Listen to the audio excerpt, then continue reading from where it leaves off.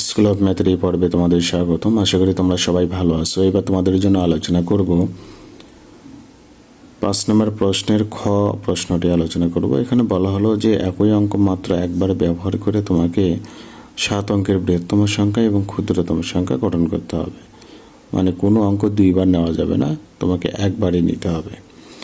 তো আসলে আমরা এখানে যে অঙ্কগুলো দেখতে পাই, এই অঙ্কগুলো দিয়ে আমরা বৃহত্তম সংখ্যা গঠন করতে পারবো, ক্ষুদ্রতম সংখ্যা গঠন করতে পারবো।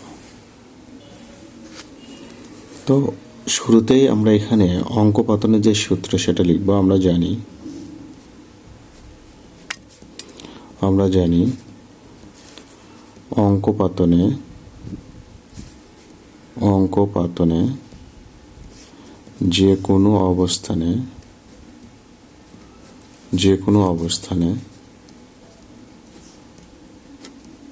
অবস্থানে বৃহত্তম অঙ্কের স্থানীয় মান ক্ষুদ্রতম অঙ্কের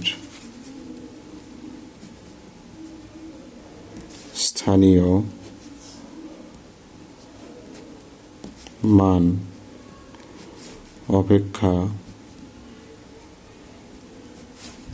বড় হয়। এখানে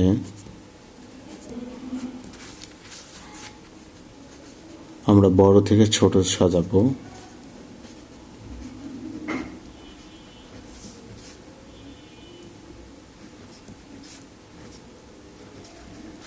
বড় থেকে ছোট সাজালাম। তো আমরা তাহলে এখানে লিখব যে বড় হতে ছোট ক্রমে সাজিয়ে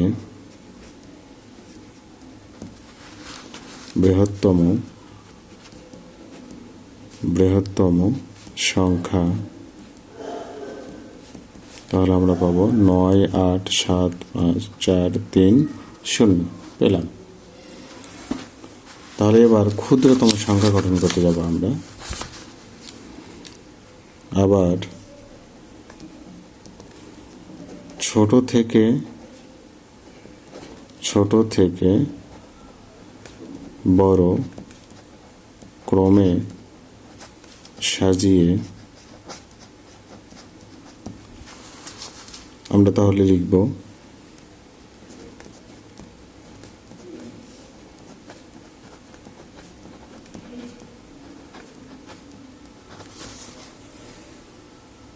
কিন্তু এখানে কথা থেকে যায় যে সর্ববামে যদি আমি শূন্যকে নিই তাহলে আমার 2, 4, 6 অঙ্ক বিশিষ্ট সংখ্যা হবে, কারণ বাম পাশে শূন্য থাকলে তার কোনো দাম নেই। তো আমাদের তো আসলে 7 অঙ্কের ক্ষুদ্রতম সংখ্যা গঠন করতে হবে। তাহলে কি করা যায়? আমরা সবচেয়ে ছোট যে সার্থক অঙ্ক এখানে 3, এই 3কে সর্ববামে দেব, দিয়ে তার ডানে শূন্য সহ বাকি অঙ্কগুলো ছোট থেকে বড় দিকে সাজায় নেব। তাহলে আমরা ক্ষুদ্রতম সংখ্যাটা পেয়ে যাব। তো আমরা তাহলে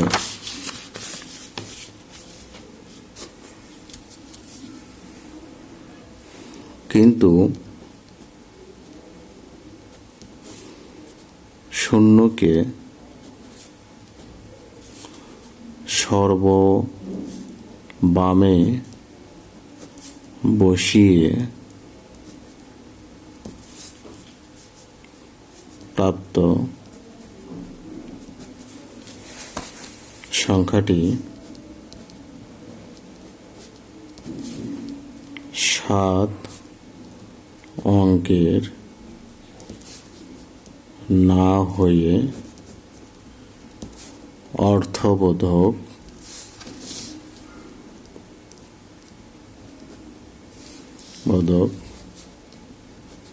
6 অঙ্কের হয়। সেক্ষেত্রে ক্ষুদ্রতম সার্থক অঙ্ক 3কে আমাদের ক্ষুদ্রতম সার্থক অঙ্ক যেটা আমরা এখানে পেলাম সেটা হলো, দেখো এই যে 3, এই 3কে সর্ববামে নিয়ে 3কে সর্ববামে বসিয়ে তার ডানে 0 সহ বাকি অঙ্কগুলো ছোট থেকে বড় ক্রমে সাজিয়ে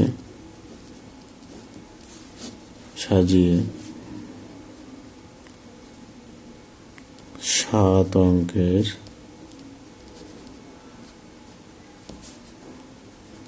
ক্ষুদ্রতম সংখ্যা। তাহলে 3 0 4 5 7 8 9, 3 0 4 5 7 8 9, এটা আমাদের ক্ষুদ্রতম সংখ্যা। এরপর 6 নম্বর প্রশ্ন বলা হলো যে 7 অঙ্ক বিশিষ্ট কোন বৃহত্তম ক্ষুদ্রতম সংখ্যার প্রথমে 7 এবং শেষে 6 থাকবে। তাহলে 7 অঙ্ক বিশিষ্ট তোমাকে বৃহত্তম সংখ্যা গঠন করতে হবে যার শুরুতেই থাকবে 7, শেষে 6। তাহলে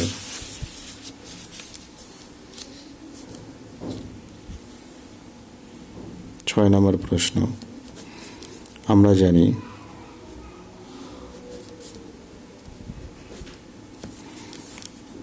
7 অঙ্কের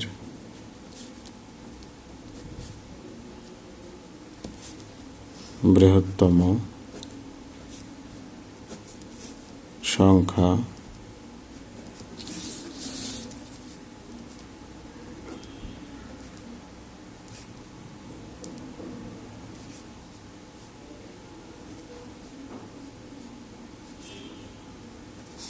তাহলে 7 অঙ্কের বৃহত্তম সংখ্যা লিখলাম। তাহলে আমাদের প্রশ্নে যেটা বলল যে প্রথমে 7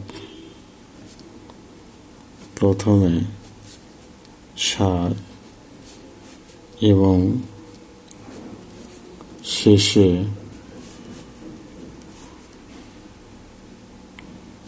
6 বিশিষ্ট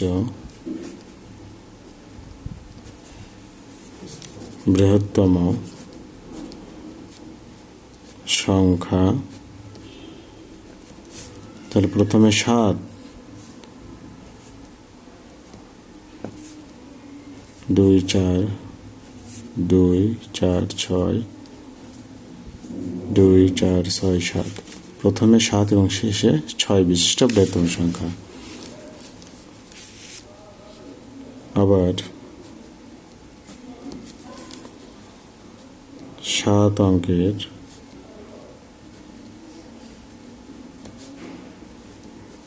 ক্ষুদ্রতম সংখ্যা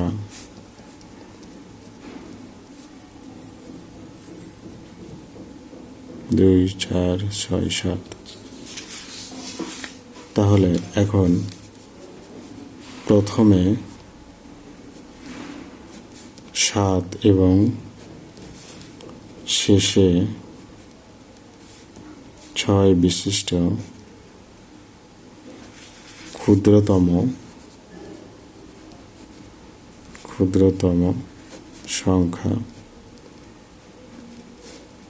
প্রথমে 7 2 4 2 4 6 7।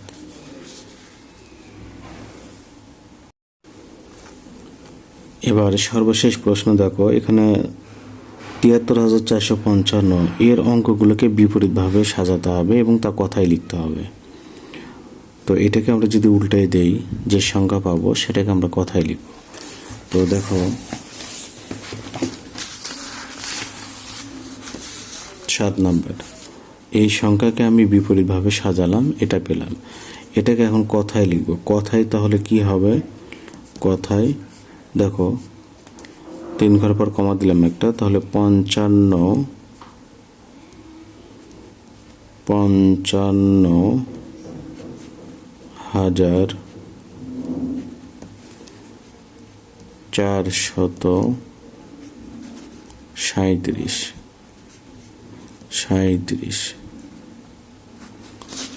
এই 37 বর্ণনে অবশ্যই চন্দ্রবিন্দু দিতে হবে।